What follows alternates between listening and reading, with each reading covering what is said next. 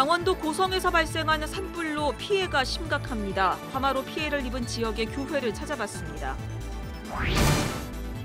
기독교계는 산불 피해를 당한 지역 주민들을 위로하며 피해 상황 파악에 나섰습니다. 일부 지역 교회는 주민들을 위한 임시 대피소를 마련했고 구세군 등에서는 무료 급식 등 긴급 구호를 시작했습니다. 문화 현장 오늘은 필리핀 의료 선교 사역에 헌신했던 고 박누가 선교사의 삶을 다룬 다큐멘터리 영화와 비기독교인의 시각에서 예수를 바라본 영화 예수보다 낯선을 소개합니다. 여러분 안녕하십니까? CBS 뉴스입니다. 어제 발생한 강원도 지역 산불로 인해 국가 재난 사태가 선포됐습니다. 교회들이 전소되고 교인들이 삶의 터전을 잃는 등 피해가 심각합니다. 현장을 오요셉 기자가 찾아가 봤습니다. 화마가 휩쓸고 지나간 자리는 그야말로 참담했습니다. 폭격을 맞은 듯 거리엔 새카맣게 불탄 나무들과 뼈대만 남은 건물들이 질비합니다. 곳곳에선 여전히 연기가 피어오릅니다. 매캐한 연기와 탄 냄새가 가득한 고성과 속초 지역은 이번 산불로 인해 재난 영화 속 한 장면을 연상시킬 정도로 완전히 폐허가 돼버렸습니다. 전소된 속초 농아인 교회를 비롯해 지역 교회들과 교인들의 피해도 심각합니다. 영동 극동방송 건물 2층에 위치한 속초 농아인 교회입니다. 매캐한 연기가 현장을 가득 채우고 있고 건물 내부는 형체를 알아볼 수 없을 정도로 완전히 불탔습니다. 잿더미 속에서는 아직 꺼지지 않은 불들이 연기를 내뿜고 있습니다. 마음이 완전히 찌그러진 마음이죠. 그래도 주님의 뜻이 어딘가에 있을 것이라는 기대를 가지고 이거보다 그리할지라도 우리 주님께서 사랑하시는 그 손길을 베풀어 주실 것이라는 것. 하룻밤 사이에 삶의 터전을 잃은 주민들은 망연자실한 표정으로 잿더미가 돼버린 집터를 바라봅니다. 불길이 덮치기 전 급박하게 몸만 겨우 빠져나온 이재민들은 어디서부터 손을 써야 할지 모르는 막막함 속에서 깊은 슬픔에 잠겼습니다. 양쪽에 불길이 잡혔는데 앞산에 불 붙는 걸 보고 하도 바람이 엄청 세니까 그런 불꽃도 처음 봤어요. 다 그 표현이라는 건 뭐 어떻게 이를 말할 수가 있겠어요. 사상 최악의 산불 피해를 입은 강원도 지역 이재민들을 위한 기도와 후원이 절실히 필요합니다. CBS 뉴스 오요셉입니다. 교계에서는 강원도 고성 산불 피해를 입은 지역 주민들을 위로하며 피해 상황 파악에 나섰습니다. 천수연 기자입니다. 산불로 막대한 피해가 발생한 강원도 속초와 고성 주민들에게 교계는 위로를 전하며 피해 지원에 나섰습니다. 한국교회연합은 산불이 발생한 지역 주민들에게 하나님의 크신 위로와 평강이 임하길 빈다며 조속히 산불이 진화돼 대피 중인 주민 모두가 무사히 집으로 돌아가길 바란다고 밝혔습니다. 화마의 피해가 가장 큰 강원도 고성에서는 이재민을 돕기 위한 구호가 시작됐습니다. 한국기독교연합봉사단은 고성군 토성면 천진초등학교에 긴급구호 캠프를 차리고 이재민을 위한 구호 키트를 나눴습니다. 한국구세군도 구호팀을 고성으로 급파해 피해 주민들과 봉사자들에게 무료 급식을 진행합니다. 산불에 피해를 당하지 않은 일부 지역교회들은 이재민들에게 교회를 개방했습니다.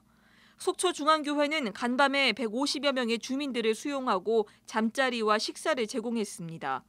속초감리교회도 이재민들을 위한 임시 대피소를 마련해 주민들을 대피시켰습니다. 산불로부터 피신했던 주민들은 일단 귀가했다가 피해 정도에 따라 당분간 교회에 머물 예정입니다. 교단과 지역 교계는 피해 상황 파악에 나섰습니다. 예장통합총회 사회봉사부는 고성과 속초를 방문해 산불 피해를 당한 교회와 교인 가정들을 둘러봤습니다. 통합총회는 현재 예배 처소가 전소된 속초 농아인교회를 비롯해 6개 교회가 교인 가옥 전소 등의 피해를 당한 것으로 집계했습니다. 이 밖에 지역교계에서는 원암감리교회가 전소되는 등 11개 교회의 피해를 파악한 것으로 알려졌습니다. 한국교회 봉사단도 산불 피해 현장을 방문해 피해 상황을 살펴보고 공개 모금 등 피해 지역 지원 방안을 모색할 계획입니다. CBS 뉴스 천수연입니다. 식목일을 맞아 기독교 환경운동연대가 이야기 마당을 열어서 개발 위기에 놓인 숲을 보존하기 위한 노력을 촉구했습니다. 이야기 마당에서는 환경단체 관계자 등이 참석해 평창올림픽 개최로 훼손된 가리왕산 복원의 경과와 필요성, 고양 산왕산의 골프장 확장의 문제점과 제주 제2공항 건설의 문제점 등을 짚었습니다. 기독교 환경운동연대는 숲 하나가 사라지는 것은 나무 몇 그루 베어내는 문제가 아니라 지구 생태계가 위험에 처할 수 있는 심각한 문제라면서 생명의 터전을 지키는데 그리스도인들이 동참해야 할 때라고 강조했습니다. 자발적 소득세 신고운동을 전개해온 교회 재정건강성운동이 국회 기획재정위원회에 소득세법 개정안은 종교인에게 또 다른 차별적 특혜를 부여하는 것이라며 비판하고 나섰습니다. 교회 재정건강성운동은 어제 성명서를 내고 종교인의 퇴직금 과세 범위를 2018년 종교인 과세 이후로 한정하는 것은 이전까지의 종교인 소득이 비과세 소득이라는 잘못된 전제에 비롯된 것이라며 조세 형평성에 어긋난다고 주장했습니다. 이들은 세법 규정 개정을 통해 종교인들에게 특혜를 부여하게 되면 공평 과세 원칙이 무너질 뿐만 아니라 국민들의 종교에 대한 신뢰감이 바닥으로 떨어질 것이 자명하다며 공평 과세와 국민 화합 차원에서 국회가 소득세법 개정안을 다뤄줄 것을 요구했습니다.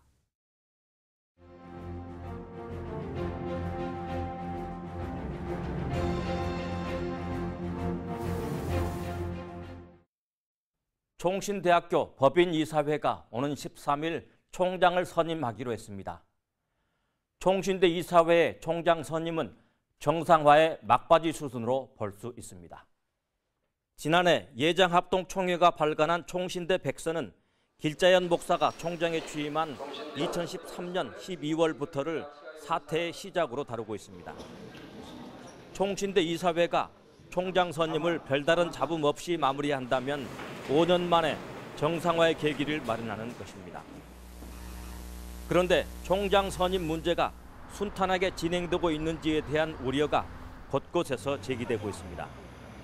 총신대 총학생회는 지난달 25일부터 총신 회복과 총장 선출을 위한 특별 기도회를 열고 있습니다.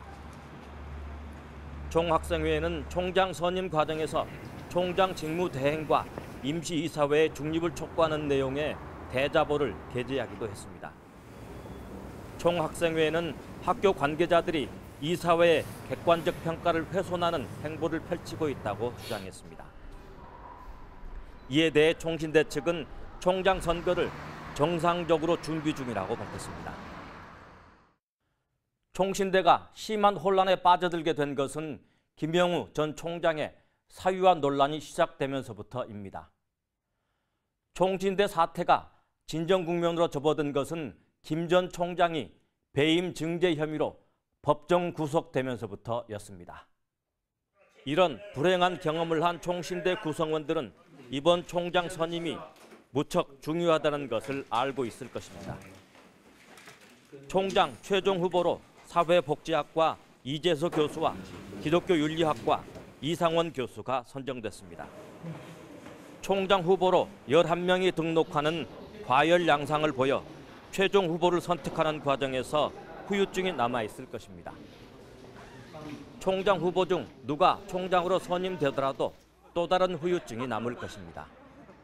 이른바 줄서기에 따른 인사상의 문제 등이 있을 수밖에 없습니다. 이는 어느 선거에서나 나타나는 현상입니다.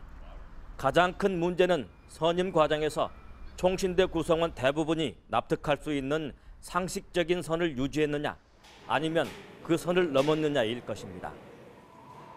최종 후보 2명에 대해 총신대 학생들과 교수, 직원들의 호불호가 있을 수 있습니다.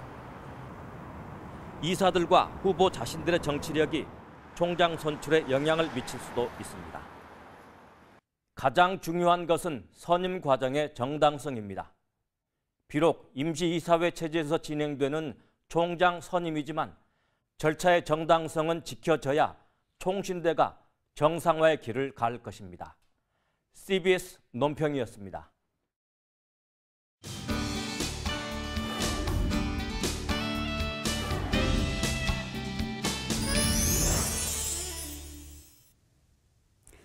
필리핀에서 의료 선교를 펼치다 생을 마감한 박누가 선교사의 삶을 다룬 다큐멘터리 영화가 극장가를 찾아왔습니다.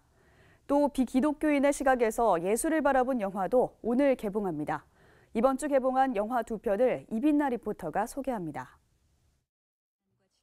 평생을 바쳐 필리핀 오지의 주민들을 돌보다 지난해 8월 소천한 고 박누가 선교사, 본명 박삼철 선교사의 생애와 사역을 다룬 다큐멘터리 영화가 관객들을 찾아왔습니다. 영화 아픈 만큼 사랑한다는 지난 2012년과 2016년 한 방송 프로그램을 통해 소개됐던 그의 의료 선교 모습들과 함께 항암 투병을 하는 그의 마지막 모습과 소천 후 필리핀 현지에 남은 그의 흔적들을 담았습니다.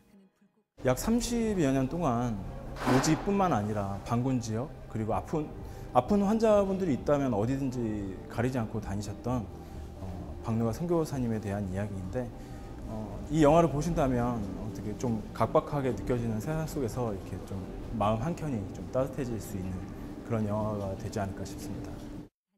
생전 췌장암과 위암, 간경화와 당뇨 등 갖은 병으로 고생했던 박누가 선교사.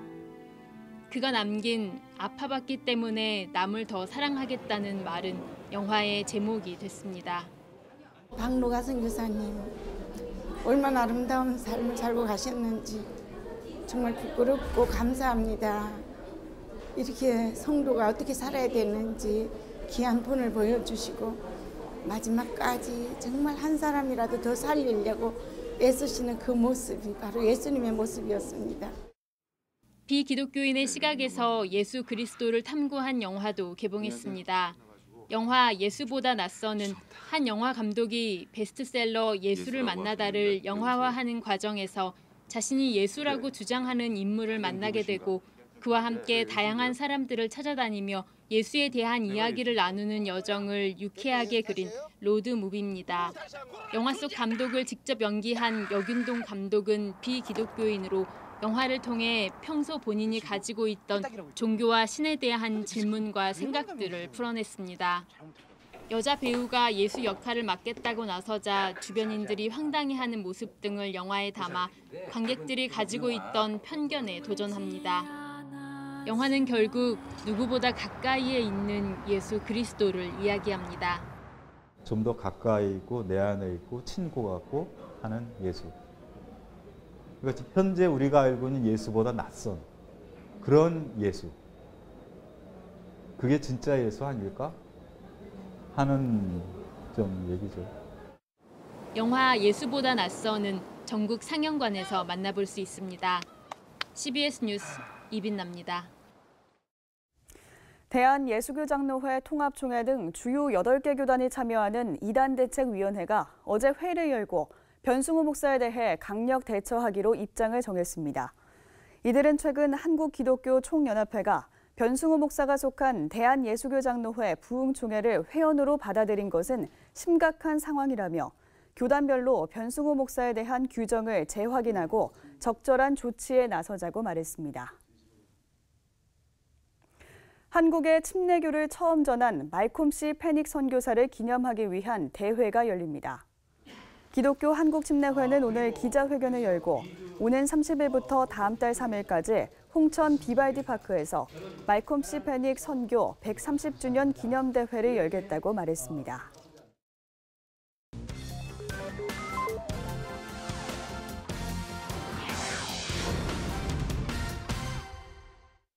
이어서 간추린 지역교계 소식입니다. 예장통합총회가 목회자들의 영적 부흥과 지교의 사역의 활성화를 위해 영적 지도력 개발 세미나를 개최했습니다. 빈곤층 주민들을 위해 봉사하는 밥상공동체 연탄은행이 창립 21주년 기념행사를 열었습니다.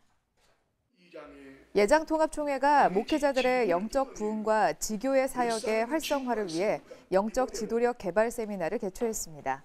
강사로 나선 주승중 인천 주안 장로교회 담임 목사는 예배 주도권은 오직 하나님만이 가지고 계시며 예배자는 하나님이 베푸신 은총에 감사하며 헌신된 삶을 살기로 결단하는 것에 목적을 둬야 한다고 전했습니다.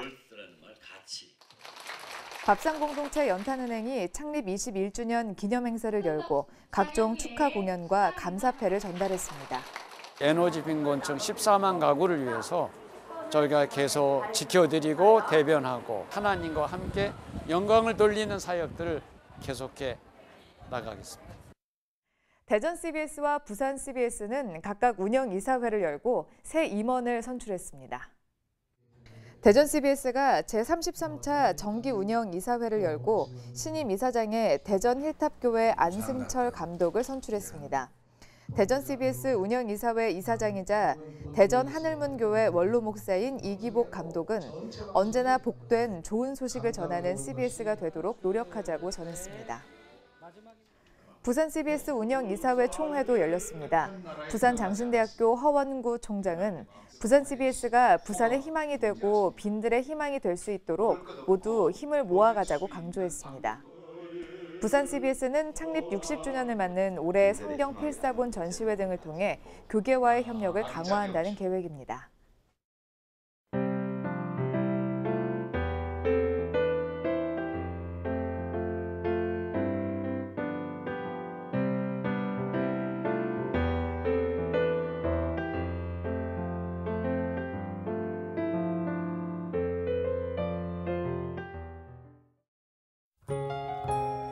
날씨입니다.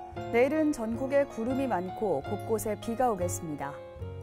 아침 최저기온은 0도에서 10도, 낮 최고기온은 10도에서 23도로 예상됩니다. 이상으로 뉴스를 마칩니다. 시청해주신 여러분 고맙습니다.